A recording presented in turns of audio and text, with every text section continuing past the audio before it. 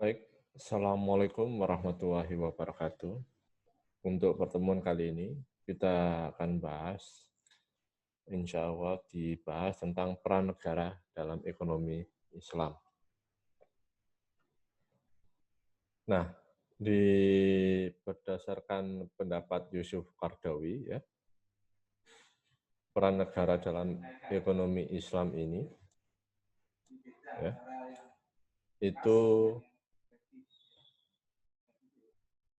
bertujuan, ya, perannya menjamin kebutuhan minimal rakyat. Jadi kalau di sini ada dua tujuan, ya, yakni menjamin kebutuhan minimal rakyat dan memberikan pendidikan dan pembinaan. Nah, menjamin kebutuhan minimal ini, ya, ini adalah tujuannya, ya, memelihara keimanan rakyat dengan menekan dan bahkan menghilangkan hambatan-hambatan ekonomi yang mengganggu hubungan mereka dengan Allah. Yang berikutnya ya adalah meningkatkan keimanan. Jadi setelah adanya jaminan, tentunya perlu adanya peningkatan keimanan dengan tujuan adalah untuk memperbaiki kualitas hubungan manusia dengan Allah agar terus meningkat. Nah, dibandingkan dengan tujuan negara kita, ya, itu tertera dalam pembukaan Undang-Undang Dasar 1945. Nah, monggo jenengan bisa simak, ya. Itu di antaranya ya adalah adanya penjaminan atau peningkatan kesejahteraan rakyat. Nah, tujuan dari pembukaan ini hal yang menarik kalau kita bahas, ya. Adanya kesejahteraan ini, adanya tujuan artinya ya, yang pertama ya, memajukan kesejahteraan umum. Nah, ini ada dalam tujuan kedua. Ya. Yang pertama adalah melindungi segenap bangsa Indonesia dan seluruh tumpah darah Indonesia. Yang berikutnya adalah memajukan kesejahteraan umum, ya, yang kedua. Yang ketiga, mencerdaskan kehidupan bangsa dan ikut melaksanakan ketertiban dunia berdasarkan kemerdekaan, perdamaian abadi, dan keadilan.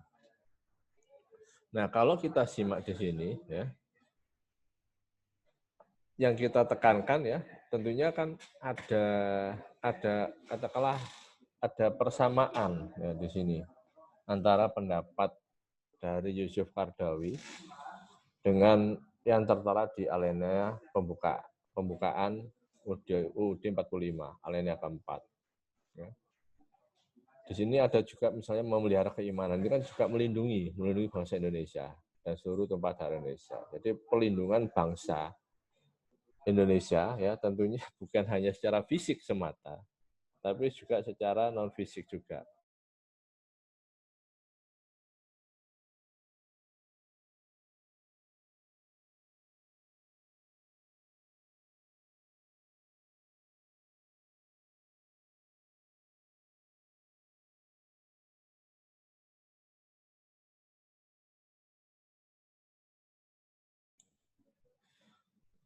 Baik, kita bisa lebih dalam lagi ya untuk membandingkannya. Yang berikutnya adalah memajukan kesejahteraan umum. Nah, negara di sini ya berperan untuk memajukan kesejahteraan rakyat tentunya. Nah, di sini definisinya ya, bukan berarti negara itu dia berlandas kepada kapitalisme yang membuat rakyat itu kaya, tapi justru ini penekanannya pada sejahtera. Nah, kalau kita tilik ya sejahtera itu tentunya secara filosofis ini lebih tinggi atau lebih katakanlah lebih hakiki dibandingkan dengan misalnya hanya pada perkataan yang hanya kaya saja atau secara kapitalis membuat masyarakat itu kaya kan begitu ya. sejahtera ya. Ini kalau misalnya didefinisikan ya, definisikan lebih lanjut ya. Ini secara umum itu menunjukkan keadaan yang baik. Kondisi manusia ya, di mana orang-orangnya dalam keadaan makmur, dalam keadaan sehat dan damai. Nah, tentunya ini akan menjadi suatu hal yang menarik untuk dibahas ya. Artinya memang Bapak negara kita itu meletakkan dasar-dasar untuk pembangunan, dasar-dasar untuk melanjutkan negara atau menjalankan negara ini dengan tujuan untuk mewujudkan kesejahteraan secara umum. Ya.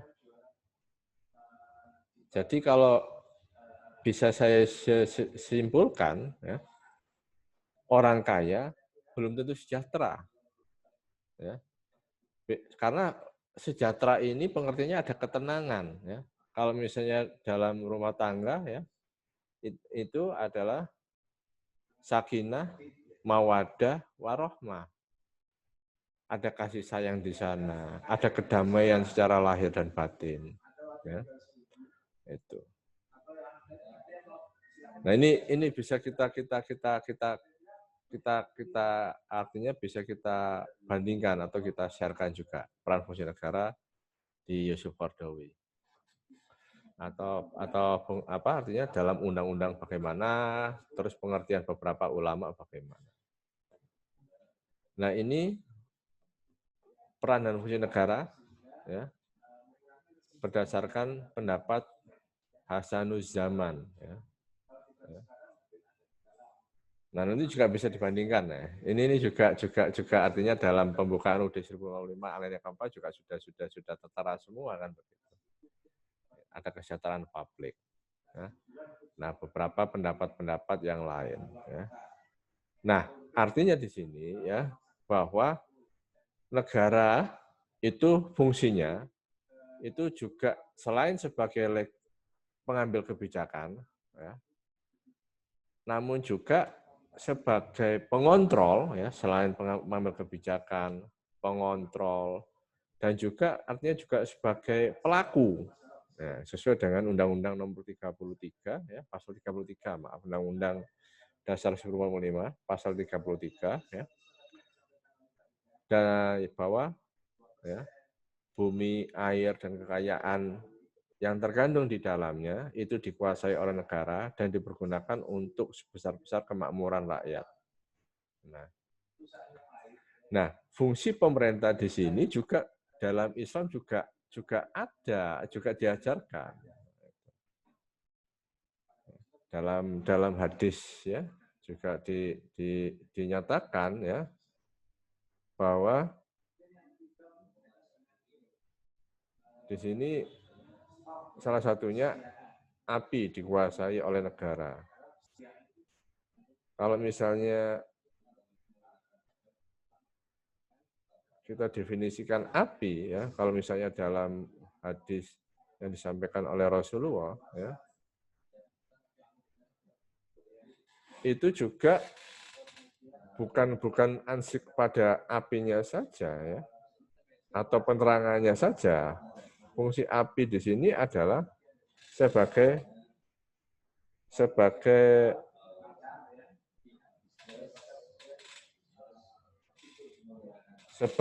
sumber energi, ya, sebagai alat penerang atau sumber energi, atau katakanlah yang menguasai hajat hidup orang banyak. Ya. Nah ini yang menurut saya itu sesuai ya, dengan pasal 33 di sini. Ya. Dan beberapa banyak lagi ya, kalau misalnya tentang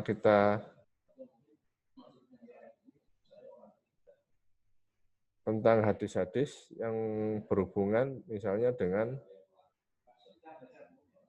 kemaslahatan umat ya ataupun peran dan fungsi negara. Nah, ini monggo nanti bisa dikupas ya lebih lanjut.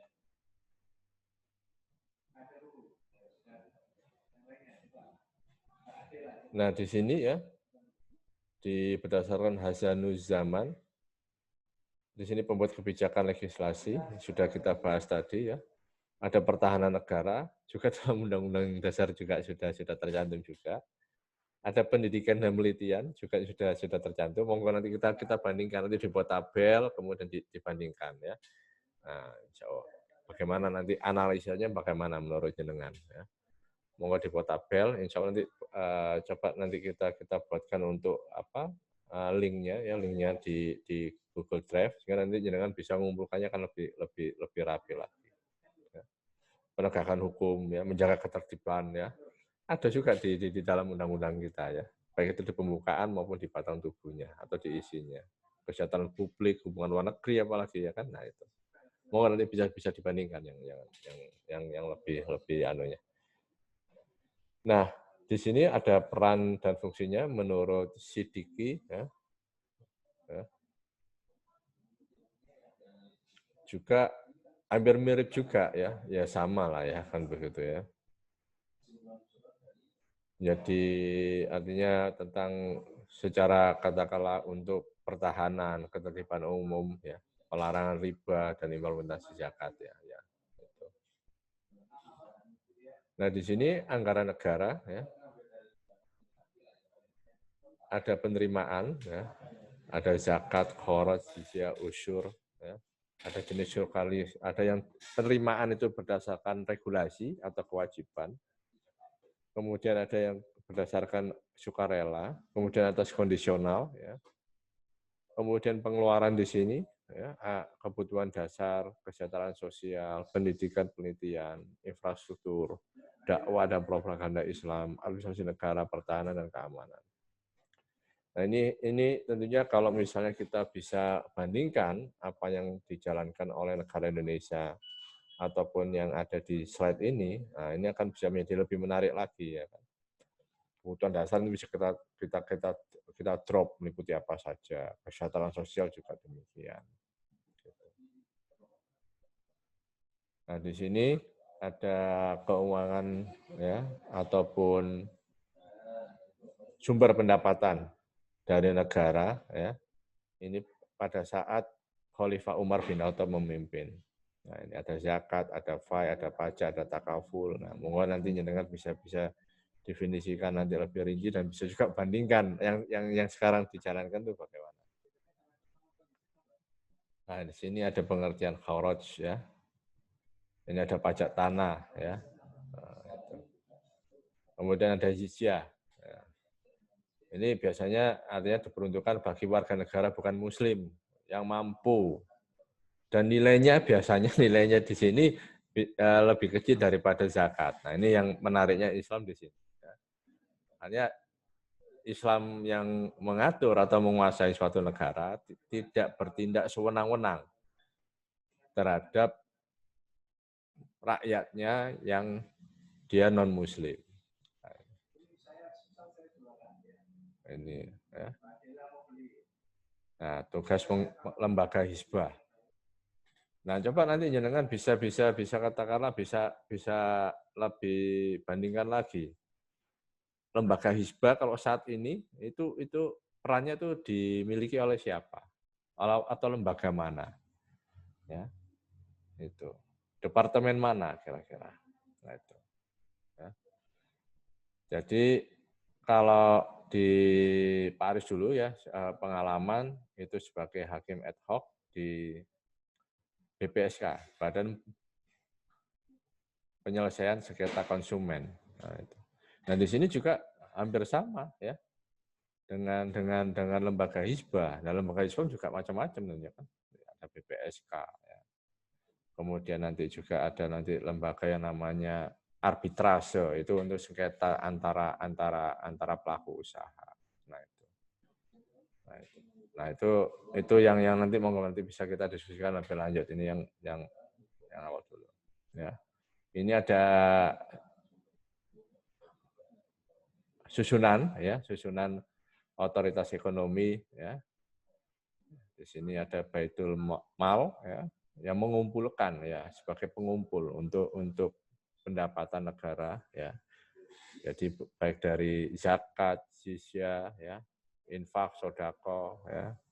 Nah, di sini ada namanya nanti ada, bahkan yang menarik di sini ada namanya perbankan dan ada lembaga non bank. Nah, kemudian ada pasar. Bagaimana otoritas ekonomi bisa katakanlah intervensi pasar kan begitu. Monggo ini hal-hal tentunya yang bisa saya sampaikan.